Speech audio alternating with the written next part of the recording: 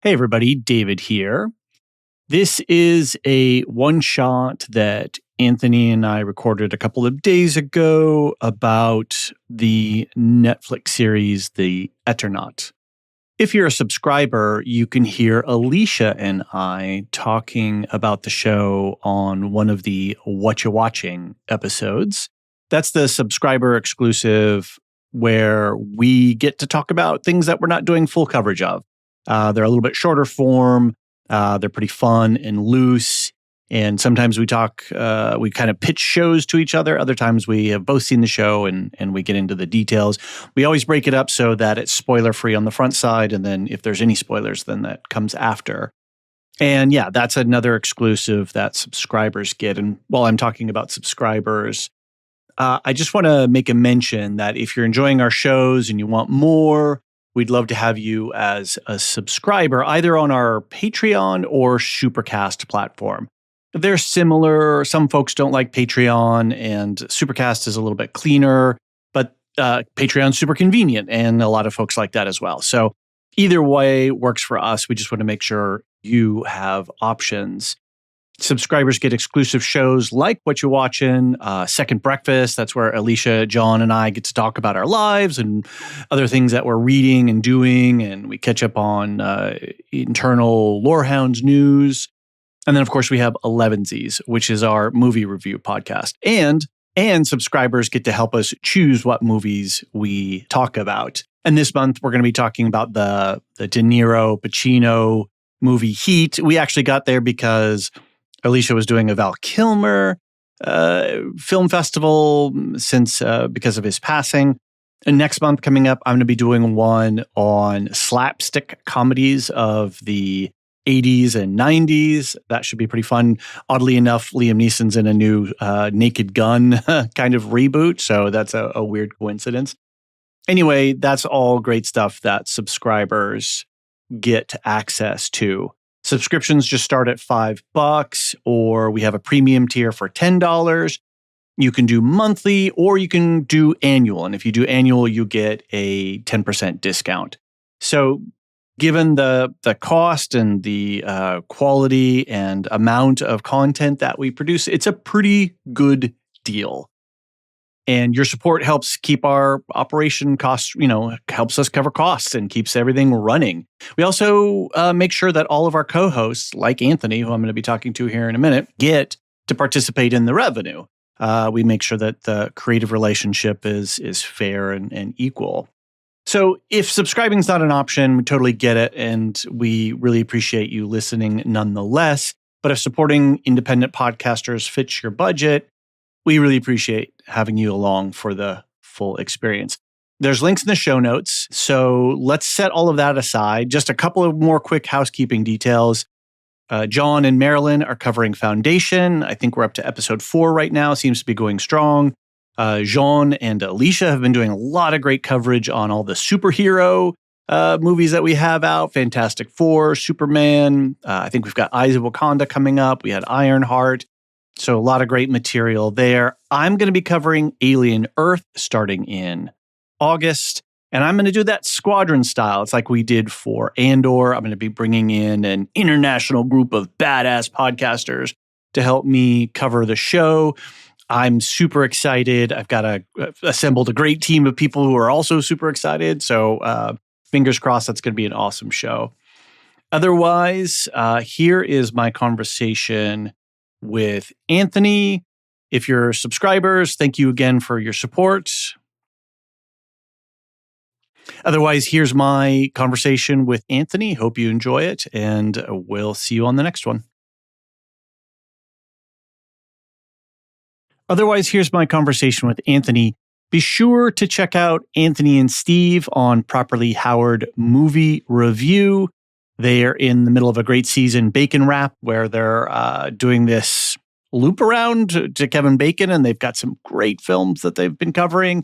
Also, check out his other podcast, Electric Boogaloo, where he is covering all of the George R.R. Martin Song of Ice and Fire books. Okay, here is our conversation. I'm assuming it's just us today, right? Yeah, just you and me. Cool. So before we get into it, I had a couple of quick questions for you. Yeah. Were you a Better Call Saul fan? I can't remember. Yeah. Okay. Yeah, I was. Breaking Bad fan? No, never watched Breaking Bad. Okay, but you liked Better Call Saul. No, I'm joking. Okay.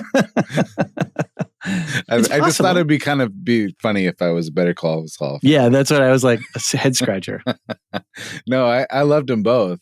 And until you sent me the text today, I was not familiar with Gilligan's new project. Pluribus. Yeah. With Ray Seahorn coming November 25th. Or not November 25th, November 2025, sorry. This year. I was just the other day, I was thinking about her. I was thinking, she was so amazing in Better Call Saul. Yeah. How come I've never seen her anywhere else? I think she took a little break and then Gilligan sucked her back into his world. Mm-hmm. Okay. So is this new show going to exist in the Breaking Bad universe? No. But it's still set in Albuquerque. Yes. Okay.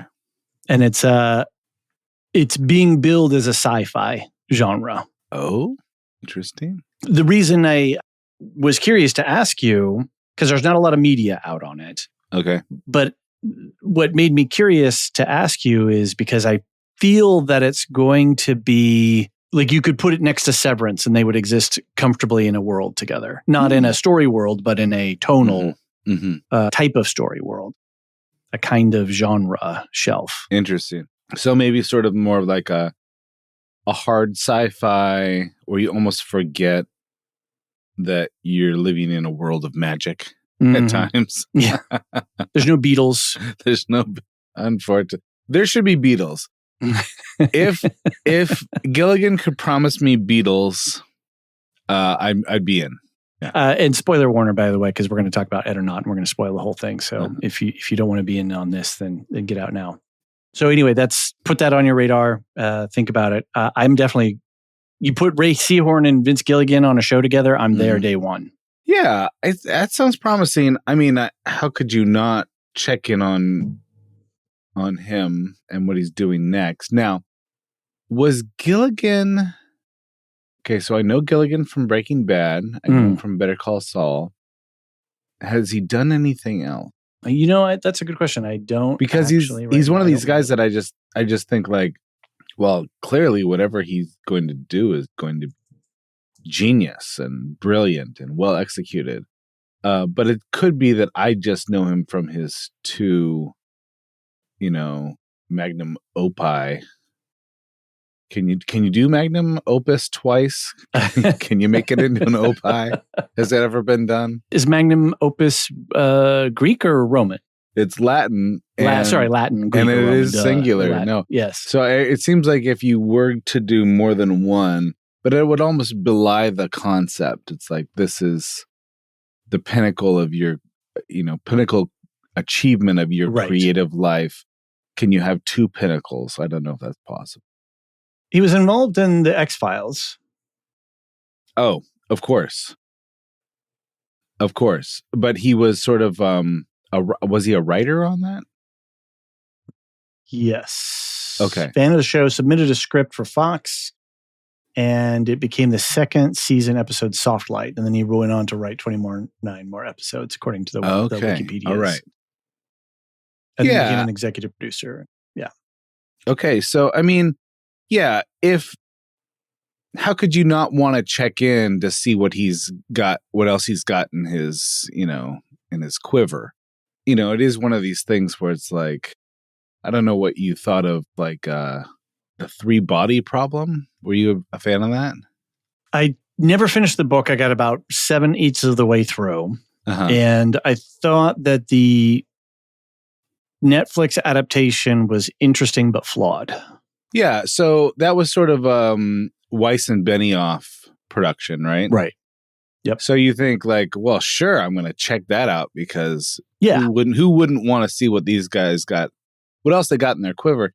But, clearly some people are just kind of a lightning in the bottle kind of folks. Yeah. And maybe they just have the right amount of,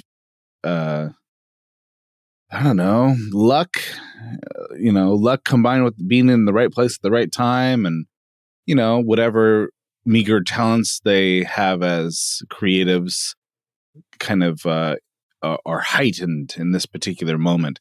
I don't get the sense with Gilligan that is the case, because he's been a journeyman, right? He has done his time in the trenches and he's delivered consistently. Right. I mean, yeah, no, for sure. And, I think a lot of people would put Breaking Bad near the top 5 or somewhere in the top 5 shows, at least in the last 30 years or whatever. And then, of course, Better Call Saul was sort of more of an acquired taste, but I think it was just as well done.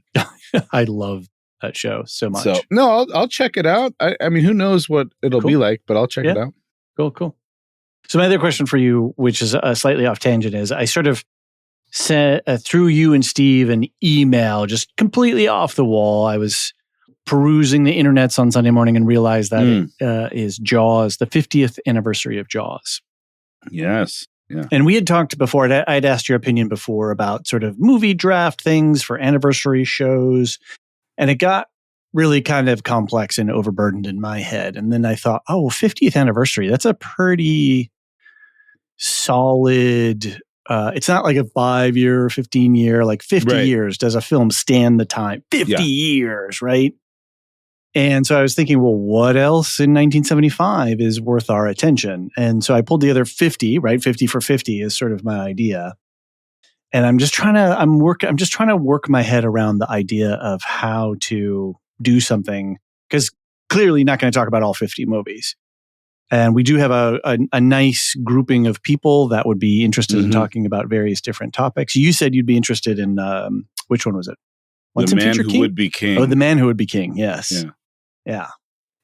Yeah, I like that movie. I don't know if you've ever seen it. It's not in a long time. It's a little goofy, but it's early Michael Caine and early, Sean Connery, and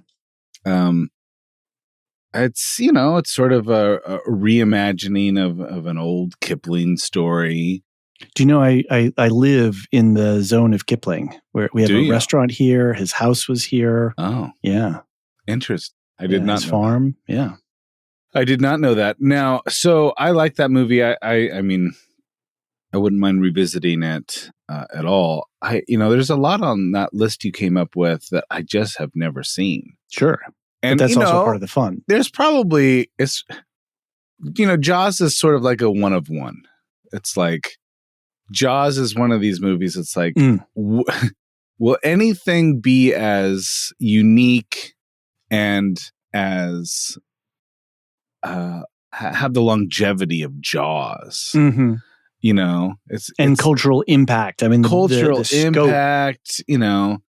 I don't know. I mean, it seems like there's a reason why we're still talking about Jaws 50 years later, right? I don't know if you can say that about these other movies on the list, right? You know, and even the ones that are sort of categorized as major blockbusters, which One Flew Over the Cuckoo's Nest, Dog Day Afternoon, Holy Grail, and Barry Lyndon. Not Barry Lyndon.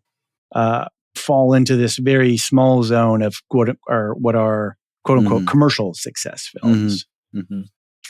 I mean, Monty Python would be a great example of something that really just hasn't held up, because when I was a kid, it was like some kind of underground treasure.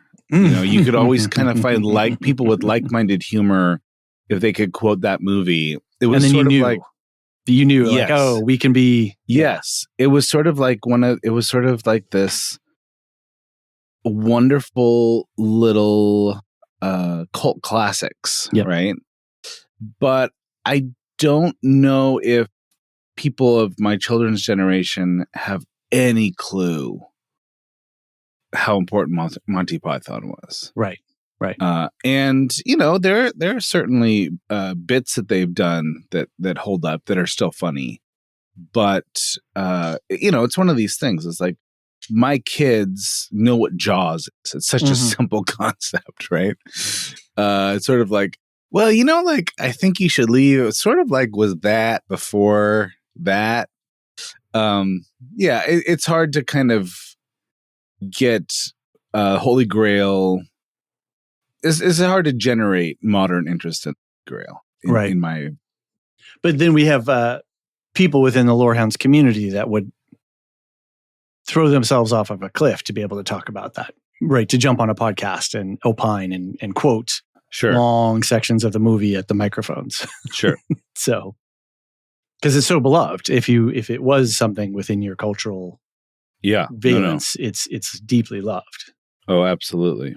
Hey everyone, David here. Wanted to tell you about a company that makes some really beautiful Middle-earth inspired products. Actually, I wish I had discovered OSHA slings when my daughter was little and I was using a lot of different baby slings and carriers. They sent me one of their Ancients of Gondor Ithilden baby carriers. Honestly, the design of this carrier is cool as hell. The quality is impeccable. It's a really smart design and super easy to use. I wish I had this when I needed it. I would have loved to show off my dad nerd cred at the time. But they also sent me a really nice blanket, the Misty Mountains Throw. And now that same daughter, she monopolizes it whenever she's on the couch. It's beautiful, just the right weight. It's brushed cotton, so it's breathable and keeps us really cozy. We've been having a lot of cold weather lately, so we're always fighting over who gets to use it. A little about OSHA. They're a family-owned Scottish company. They've been handcrafting products since about 2010. Everything's ethically sourced and made in their solar-powered workshop. Check out their website. They've got a bunch of information about their sustainability practices. That's something that's really important to me. And they have this huge line of official Lord of the Rings products. They're making baby carriers, throws, scarves, mugs, tea towels, and the designs are stunning. Like, go check out the website right now. There's a link in the show notes. New customers get 10% off with the code LOREHOUNDS. Go to OSCHAslings.com.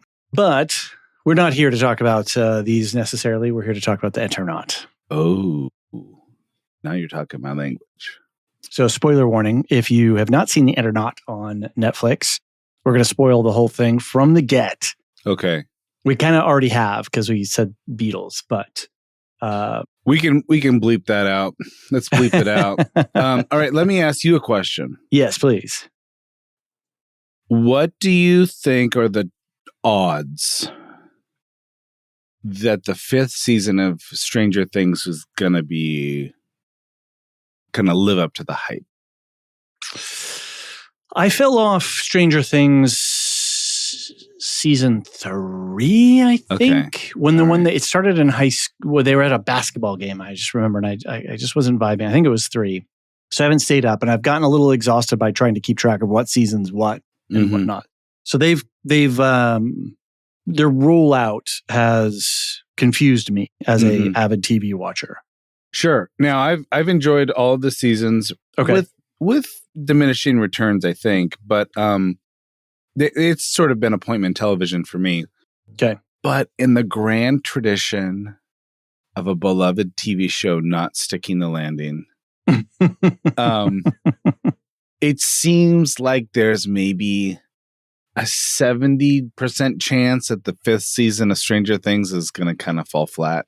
Mm-hmm. You know, it's really hard. It's really hard, actually, to stick the landing on a TV show that is that beloved. Over the holidays. And it's airing over the holidays. Yeah. So here's what I will say about the Eternaut. Let's say there's a pretty high chance that Stranger Things season 5 is just a disappointment. Mm-hmm. Do yourself a favor and crank up the Eternaut because it's just a fantastic show that does a lot of things that other sci-fi shows are trying to do well. Mm-hmm. And it's juggling a lot of balls in the same way that Stranger Things is trying to do that. But man, it's just really, really fun. It's really fun to watch.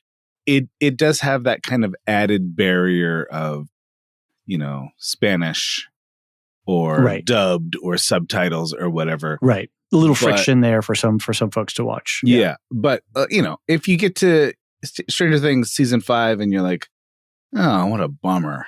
The Eternaut's there for you. It's just waiting there for you. Just waiting for you. Yeah. That's my take.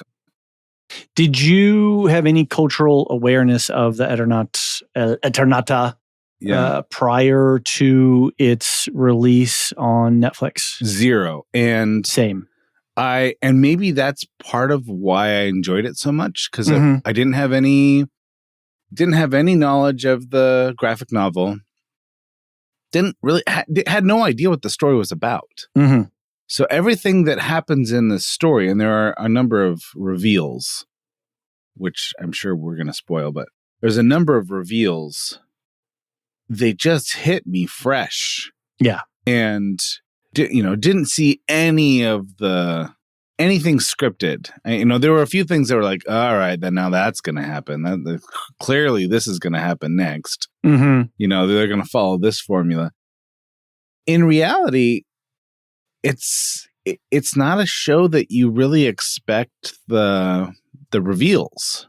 Mhm. Moreover, because it was sort of a 1957 graphic novel, it's possible that the tropes that we're expecting from a lot of sci-fi movies and shows just didn't exist yet.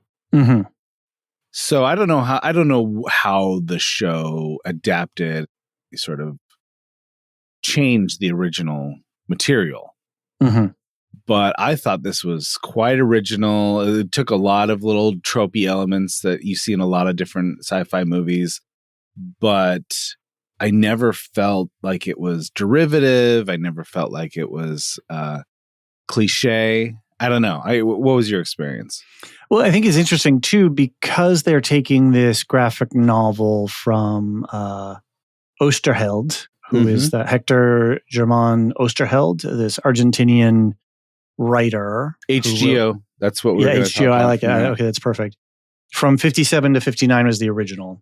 Yeah. And apparently it's a well-known and beloved property in Argentina. Right. And in some wider circles, and I'm sure in some global but rarefied comic book graphic novel circles are aware of this, because it has quite the history to it. But then that somebody in development within the larger extended Netflix universe was able to greenlight this, and then they were able to adapt it so that it's modern and fresh.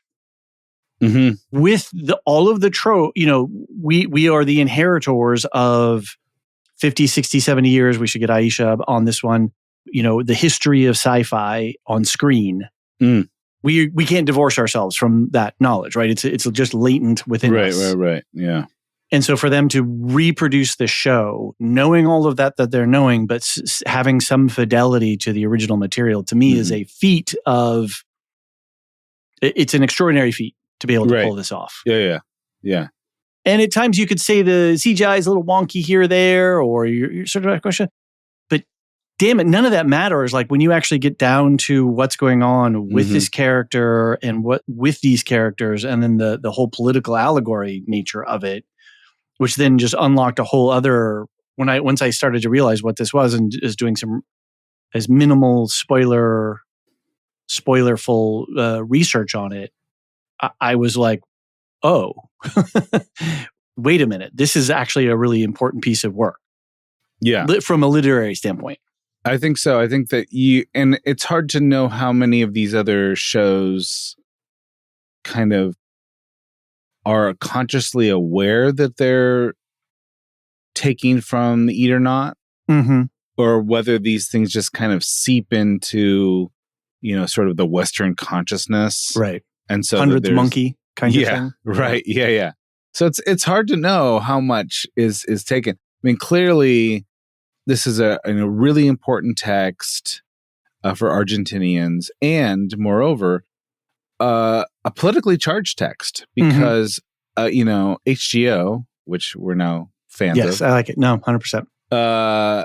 HGO was as opposed to BO. Yes. Yeah, right. HGO. He became kind of known as a seditious character. And the fascists in Argentina disappeared him in 1977 along with most of his family. And we presume he was executed. Right. In no small part due to his creative works. So that in itself kind of makes it important. The fact that it's also kind of doing what a lot of these shows are trying to do in Manifold and doing it better than those other shows. To me is remarkable. So we're full spoilers, right? Yeah. Safety's off. Yeah. So one of the first things we learn about this show is that the power of a major city has gone out. Right. And this kind of mirrors what the politicians, what the government has done to the people. Right? They're protesting power outages when we first meet them. Right. So there's a clear parallel between what the fascists in Argentina have done to them and are doing to them, both through ineptitude as well as control. And so there's a parallel between what the fascists were doing and now what this supernatural weather event has done, from their perspective. So I think very early on, you can see like, okay, this is a science fiction show and you're going to have things like toxic snow, which you're going to have to navigate. But this is kind of a veiled metaphor for what's already happening politically in Argentina. And in terms of, sort of bringing it up to present, well, sure, they have cell phones and they didn't have cell phones in 57. But as soon as all the technology stops working, it's like you can tell the story. There's no difference. There's going to be, I guess there's difference in the kinds of cars you're driving and whatnot, but the story remains intact because you don't have the technology problem. Because you kind of eliminated that from the story. So it kind of makes it a timeless story in that way. And moreover, it looks like there are fascists in the modern day period as well, right? Right. So, right. And then later with and we don't know yet, season 2 has been greenlit. I think it was always a 2-season package. Maybe they were pausing slightly. I don't know if it would have made a difference to know that season 2 was greenlit prior to going into watching it, but I certainly felt better the moment. Like, that's one of the first things I did. I think Netflix could probably intuit, based on internet searches, as how fast people are finishing the show is the spikes in Eternaut season 2 search queries, right, on Google. Yeah, sure. Because everybody's like, holy shit, you can't leave me here. But this, what is the body snatching happening here? Right. And is it invasion of the body snatchers? Is it pod people? Is it brain parasites? What's going on?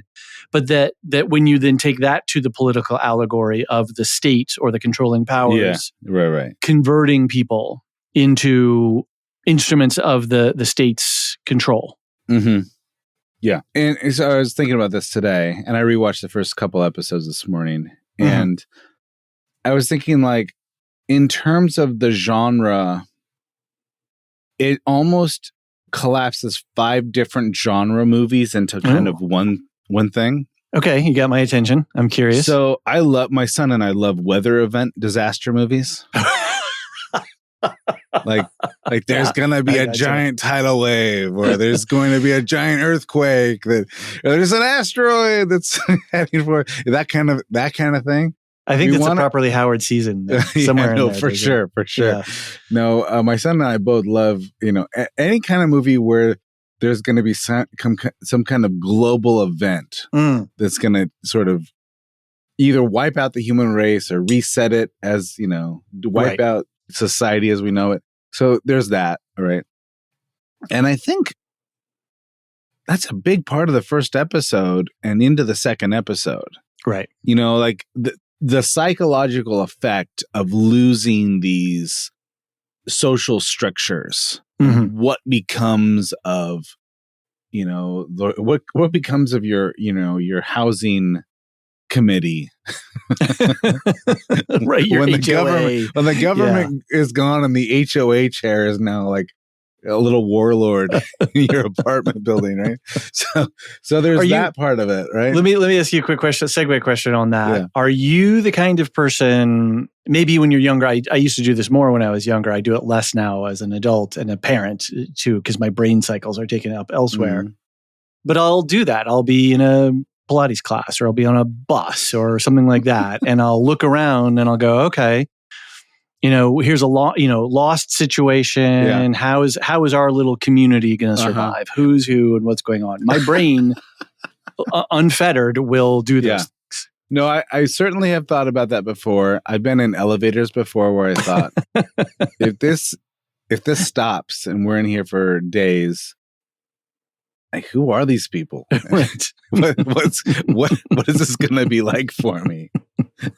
No, for sure there's that part of it. And there's like kind of a psychological sort of thriller aspect of this. Like, you've had a sort of a very professional business-like relationship with the guy in your garage for years. You might have known him for 30 years. But at the end of the world, who does that guy become? Right. Right. Or, is your husband really the man you think he is? All right. So there's the weather event disaster movie part. There's the post-apocalyptic, like almost zombification of the world. Right. Here's a character. He needs to find his daughter. He's got to travel from point A to point B, but the snow's toxic. So how are you going to make it? And of course, society has collapsed. So how are you going to navigate these streets? Are you the type of person who can, use a gun on another person who may be innocent? Are you a Han shot first kind of guy? Or are you like, there's good in everyone, right. So there's that part of it. And I think, I don't know if I almost like that aspect of it without the zombies. That was my view of it. Right. The third thing that I added was, and we don't really find this out till a good way through the series, there's an alien invasion. Right. Which I did not see coming. Did you see that part coming? I was aware through just available media and little descriptions that there was an alien component to it. And then I think when I saw the meteor streaking across the sky, maybe episode 3 or something like that, then I was like, okay, invasion. Got it. Right. And okay. Sure. Yeah, I thought it was sort of like the poles are messed up, and so now they're seeing the aurora borealis in a place it shouldn't be because everything about the magnetic. Yeah, which was an interesting thing because that's in the cold open, so to speak. Right. Which they structurally dealt with really nice because then when the daughter pops up later, you have to do some detective work as the average viewer to go, oh shit, that scene that I completely forgot about at the very, very, very, very beginning. That is one of the things about this show. It's like every detail matters. Every detail matters. This is not a second little screen. Bit. It's like, okay, that seemed like a throwaway detail, but that's gonna be important for the plot later. Yeah. So really, really tight in that way. And then of course, so it's almost kind of turns into like a Quiet Place kind of thing with the sort of the soldier aliens. And then we don't find out later. And if you've listened this far and you're thinking, maybe I'll watch the Eternaut. Boy, I'm going to spoil something that's really important here. It almost becomes Invasion of the Body Snatchers. Yep.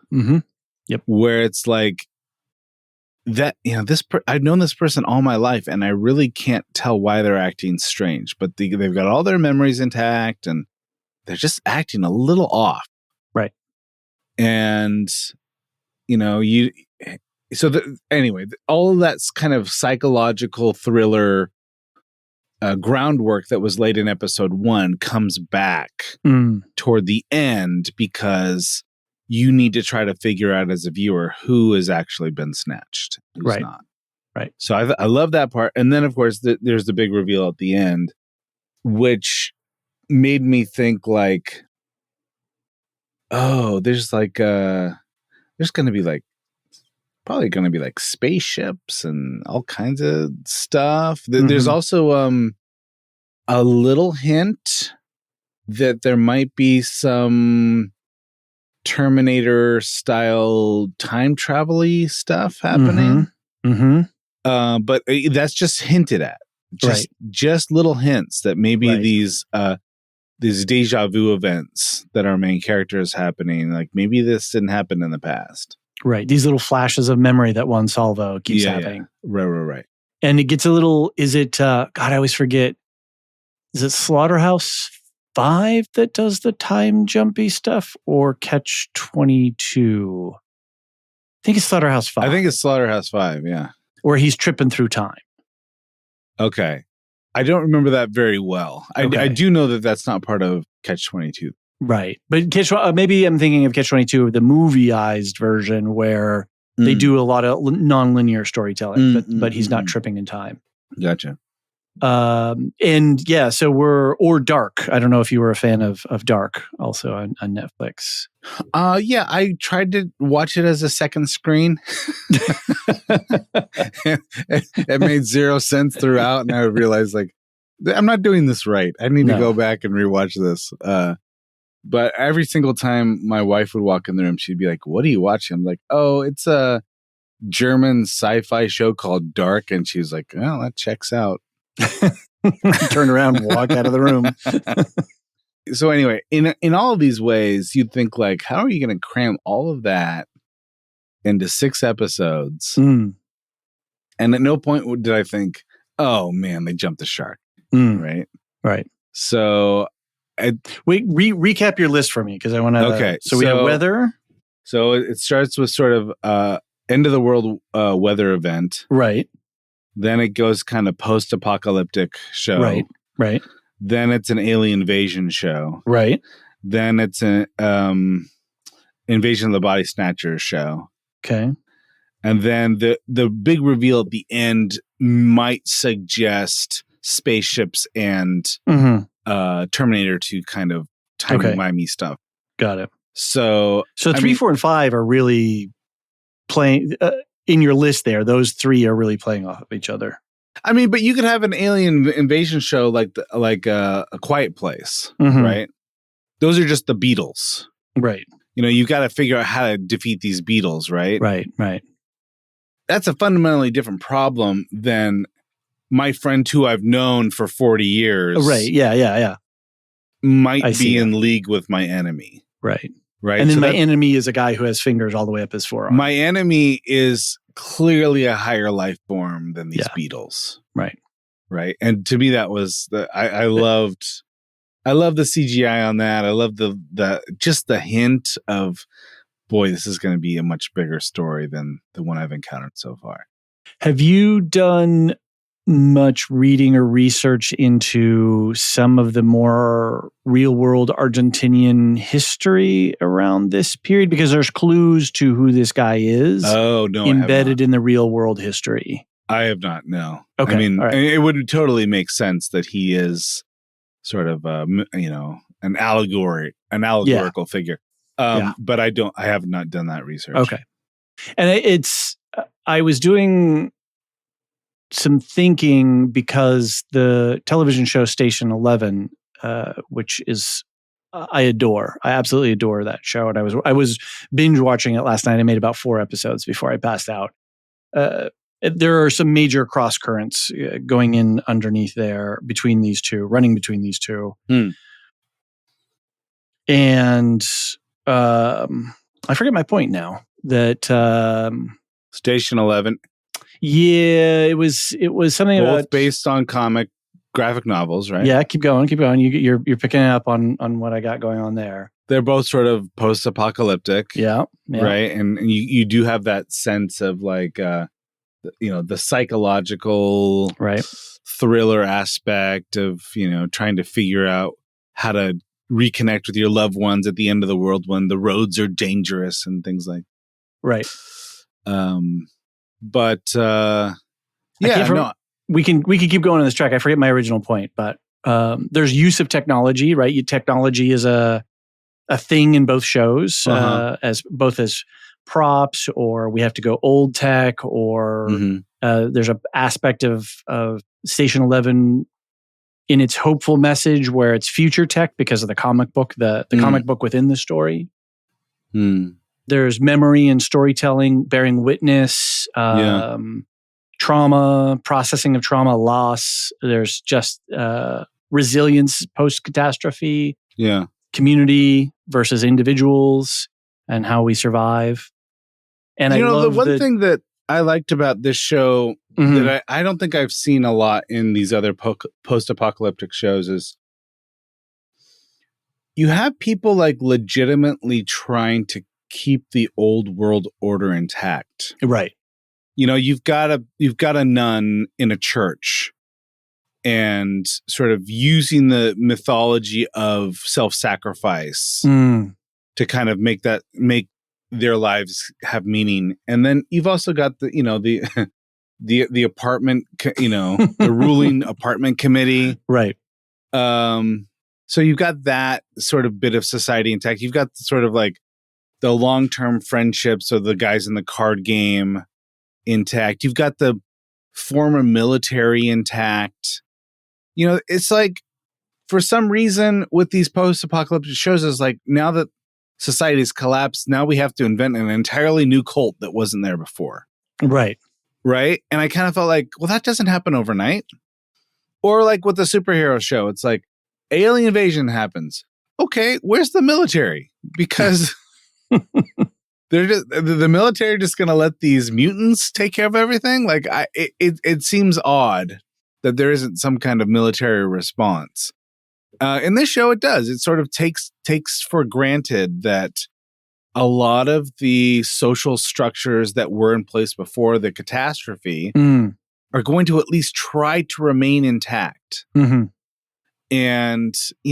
and not everyone is going to turn into Mad Max. You're going to have people that just want to go to the mall and hang out. It's like, look, it's toxic snow outside, but it is kind of fun to go to the mall and hang out. Right. So people are not completely transformed by the event. Right. And I think that's an interesting, again, goes into the allegory of how different groups of human beings choose to approach survival. So the apartment block people decided one way. The nun and the folks in the church decided another way. The people in the mall, the people at the military base. Right. Each are making decisions about how are we going to collectively organize ourselves to promote some sense of survival. And one of the taglines of the show is "No one is saved alone," and that's one of HG. What are we doing here? HGO. HGO's things was its collective action, which is going to change the dynamics of this political situation. Not John McClane, right? Swinging in from a broken piece of electrical cord barefoot through the window in an MP5. Yeah, and I think that there's something Argentinian about this. Like The Last of Us. That's the Mushroom Show, right? Yes. I'm merging all my zombie shows in my head. The Last of Us kind of puts rugged American individualism on display, right? I'm just going to let my dogs bark themselves out. Are they barking at the mushroom people? I think my wife is getting back from a trip, so they haven't seen her in forever. So I think like with The Last of Us, it sort of puts American rugged individualism on display. Sort of the heroic great man who's got to, make a moral decision, that kind of thing. I think a lot of post-apocalyptic shows will do that. It's almost like a political fantasy. Like what if there was an event we had to return to older times? when men could be men, you know, when riding a horse and carrying a gun matters. And I think that there is some of that itchy feet around that mythology that is driving some of our current political circumstances. No, I think for sure that there is, sort of a longing for an older time where suburban life is so staid and managed and controlled, and there's no frontier anymore, and we are a frontier mythology country. Yeah. For sure. And I think that there's something about the collectivism in this show, which is a political stance in and of itself, right? Yeah. You could really read this sort of a Marxist bent. Yep. But there is something about like, okay, how are we going to survive this? We probably need to work together. There is something about that, right, that this show is trying to convey. And I don't know, maybe that's partially why I like it. Mm-hmm. Because I feel like I've seen tons and tons of these rugged individual heroic stories, that it is nice to kind of see a variety of, like, I like team building stories. Mm-hmm. I do like stories that, like, Jason and the Argonauts kind of stuff. It's like, yeah, there's gonna be a big adventure, but we're gonna need this guy, we're gonna need that guy, we're gonna need a master thief, we're gonna need a code cracker, we're gonna need an archer. Right, the heist movies often have those. Exactly. The D&D movie was a heist movie in essence, and so it played with that. Yeah, Ocean's 11, or we're gonna we're gonna need a front man, we're gonna need a guy in a chair, right, that kind of guy. So I like movies like that anyway. Still, it's interesting because from a narrative construct, we still like to have a central character to which we can attach ourselves for the ride. So we got Juan Salvo in this, and he seems to be kind of a badass and heroic as well, but he doesn't, and he's a bit selfish at times and a bit rude to his wife. I don't, I think that if you were going to criticize it from like a 2025 perspective, you're like, all right, here we have a guy who's had a traumatic experience. Mm-hmm. He's going to deal with his trauma, and the same time he has to deal with the aliens. Yep, exactly. But I think that this is present in the graphic novel. This guy was a soldier. Yeah. And he's still dealing with PTSD. And one of the elements of PTSD is, maybe you don't want to be around guns anymore. Right. Maybe you don't want to be that person. So early on in his story, you do see him try to avoid, becoming a gunslinger, early on. But eventually his, necessity calls on him. Yes. His heroism requires him to kind of lose a little bit of his progress. Right. Anyway, through which lies the eye of the needle of the journey that at least he's on. Yeah. Right. That he has to go through this this choke point to go through the process. And I think that's the other thing that I was deeply fascinated by this show was the weight of the characters' storylines and the things that everybody's sort of bringing and dealing with it.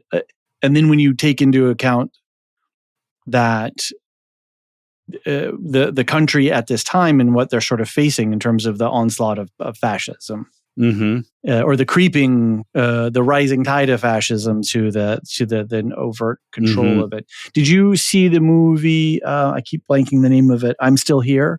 It was one of the Oscar contenders this last turn. I missed that one. Okay. Yeah. It would be, I would put it with this movie and as a pairing. Yeah. Interesting. Okay.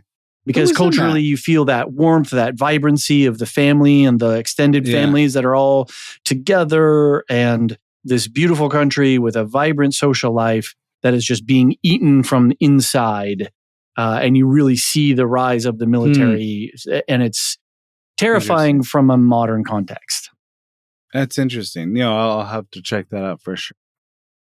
So, I guess part of the interest for me is that I guess they've only told about 1/6 of the comic book narrative. Other than the historical Yeah. context of it, I've tried to avoid the storyline as much as possible. So I don't really have a sense of the breadth of the story. I guess it's just my understanding that they've kind of picked elements from the first few issues.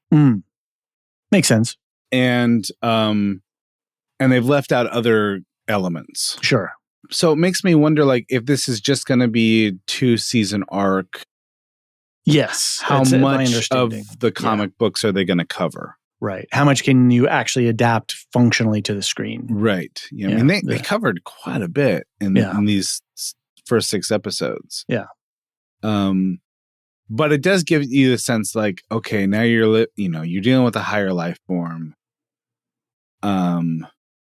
You run into the trouble, like, okay, if this is such an advanced species that they can conquer time and space and control minds, do all that, how are these people ever going to have a chance? Right.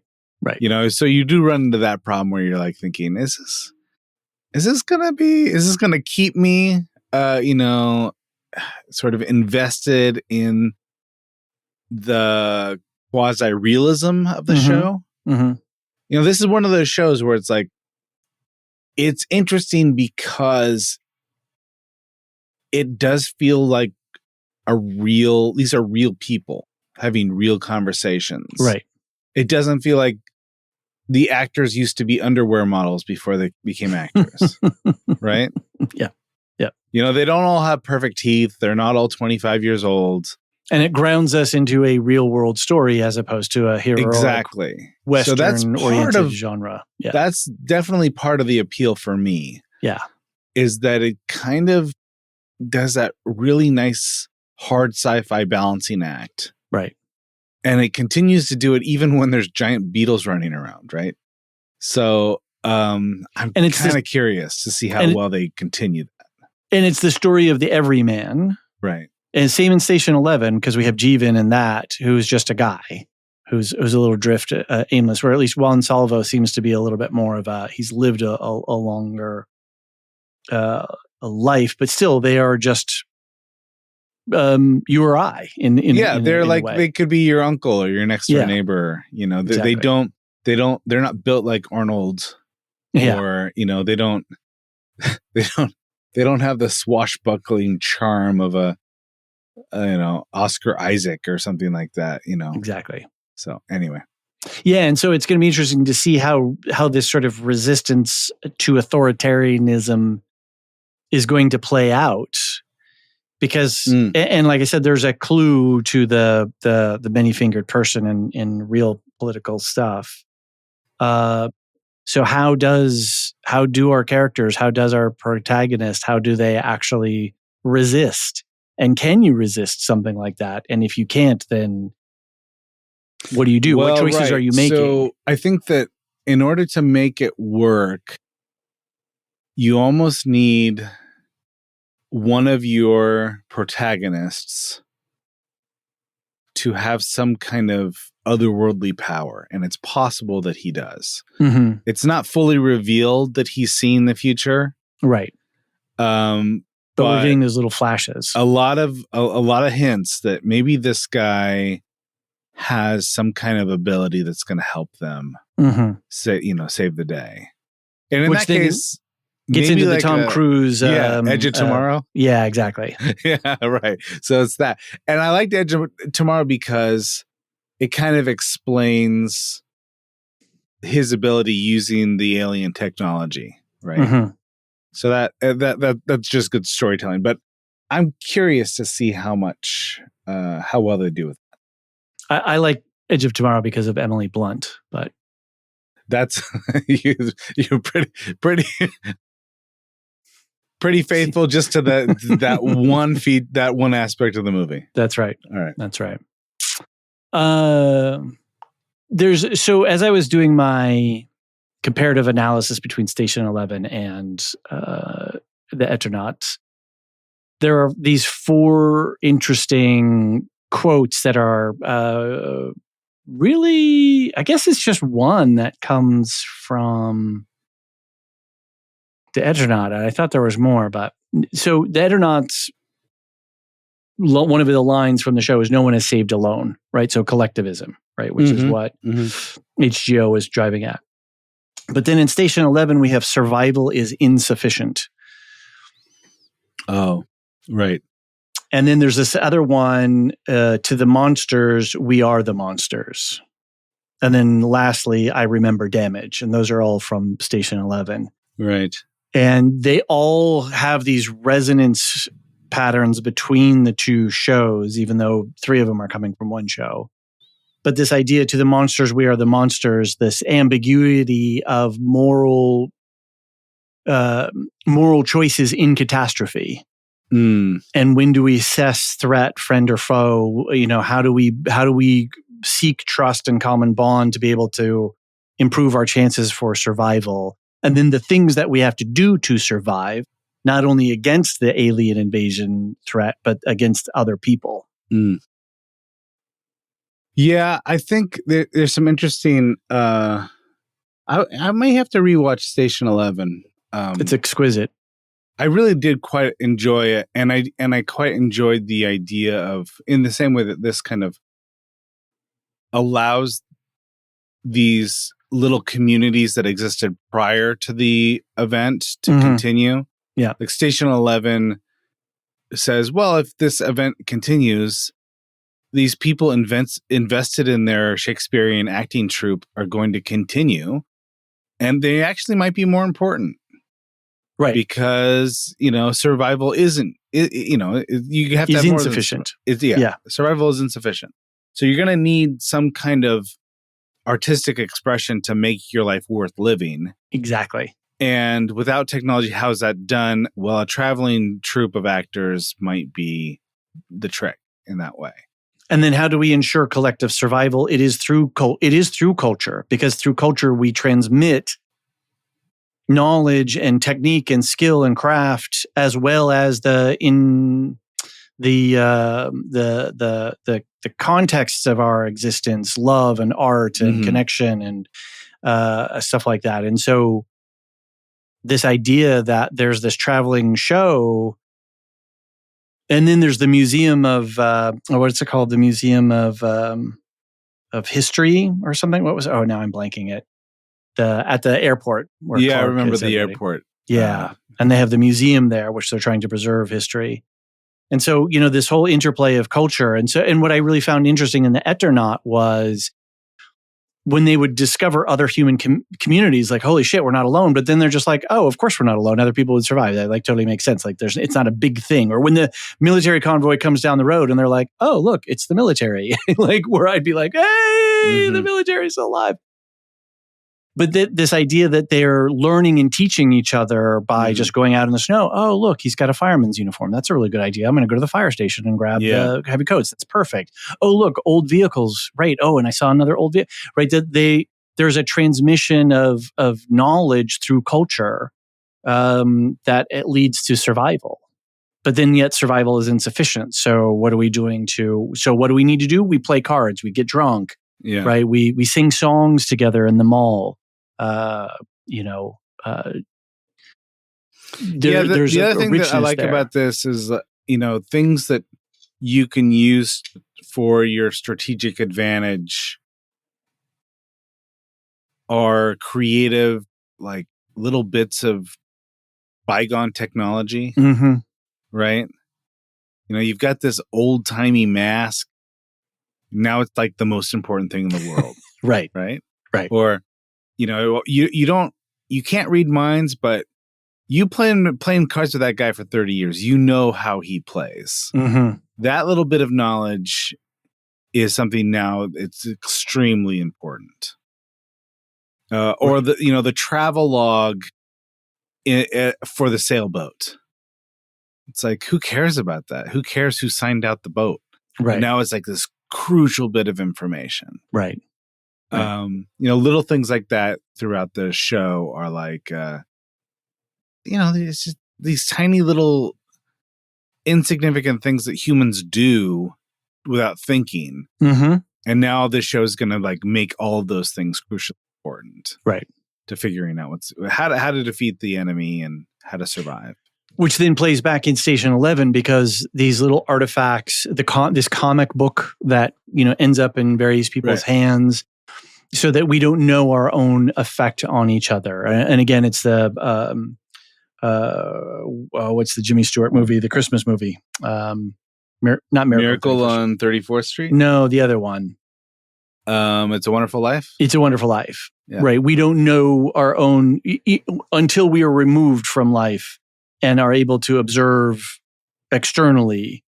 Do we understand the actual effects that we're having among ourselves?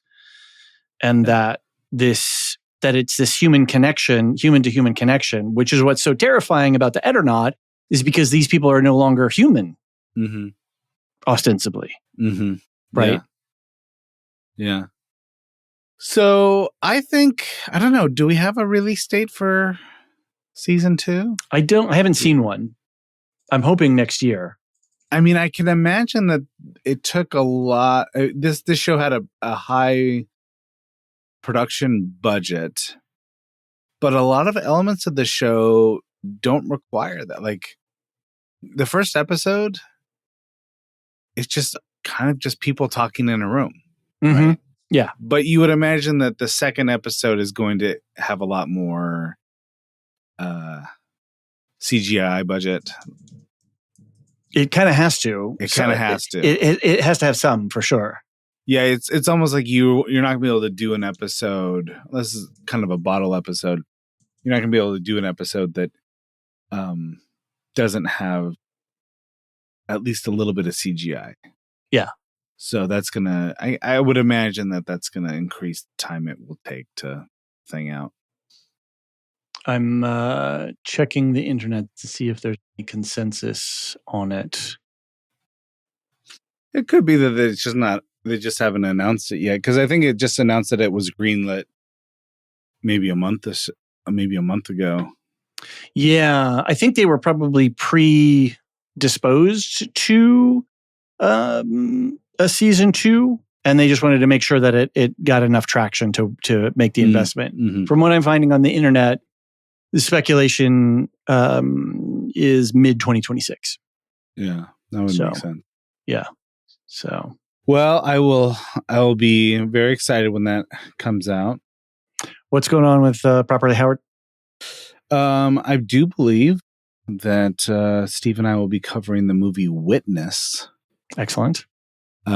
Which it's a fantastic movie. Did you watch? Have you since watched it? Like, it's fresh for you? It's fresh in my mind for sure. It's almost it's sort of like fundamentally like a fish out of water movie. Mm-hmm. Like worlds colliding, right. Inner city Philadelphia is colliding with the Amish Pennsylvania. It's not a screwball comedy then. It has elements. It certainly has elements of felonies and fugazis. And some of these are kind of comical. So I love it. Anyway, it's a fantastic movie, and it's unlike any movie I can think of. It's a very unique movie. Cool. So I like it, and like I said, it's definitely goofy at times. Right. Well, I had a good time on The Fugitive, so go back and check that one out if you haven't checked out that. Love that movie. Love our conversation about it. So that is what we have going on. Cool. It's a good season at the Bacon Wrap, but it's turned out well. So far, so good. Yeah. So on the Lorehounds, John and Marilyn are covering Foundation. Jean and Alicia have been doing a lot of superhero coverage because we had Thunderbolts and Superman, and I believe Fantastic Four. Fantastic Four. Yeah, they've. I think Jean has some stuff going on, but so they're going to get a recording in shortly here and have that out soon. Plus Eyes of Wakanda and Ironheart. So there's been a plethora of superhero content. Mm-hmm. I am gearing up for Alien Earth coverage, the new Noah Hawley show on FX. And I'm pleased to say that you and Steve will be joining me for 2 episodes. Mid-season. Yep. Yeah, I'm looking forward to that a lot. I've been a big fan of Noah Hawley for a long time. So and no one quite comes up with original pieces within someone else's world as well as he does. Mm-hmm. Yeah, you know? Fargo. So like now, would you have watched if you had not known anything? Yeah, would an Aliens prequel topic grab you, or is it because Noah Hawley is doing this specifically? Yeah, I'm kind of hit or miss with sort of the Aliens. Like, I'm not a completionist when it comes to Aliens. Right. But you know, there are some of the best sci-fi action movies ever in the canon. So, right. Yeah, and I think the film performance has been hit or miss, so we can agree on that. The Constellation, I think that in and of itself wouldn't have necessarily drawn me, but the Constellation of Aliens plus Noah Hawley plus Timothy Olyphant. Pretty winning combo. Yeah. You're not going to go wrong. Right. It's going to be cool, man. Okay. All right. So go watch The Eternaut if you haven't already, and hope we didn't spoil it too bad for you. Put out a big spoiler warning on the front side of this, but it's I'm really looking forward to season 2. Cool. And go watch Station 11 right after 11. You finish. Yeah, I might have to revisit that. Sounds good. All right, man. Thanks. Sure. The Lorehounds podcast is produced and published by The Lorehounds. You can send questions and feedback and voicemails at thelorehounds.com/contact. Get early and ad-free access to all Lorehounds podcasts at patreon.com/thelorehounds. Any opinions stated are ours personally and do not reflect the opinion of or belong to any employers or other entities. Thanks for listening.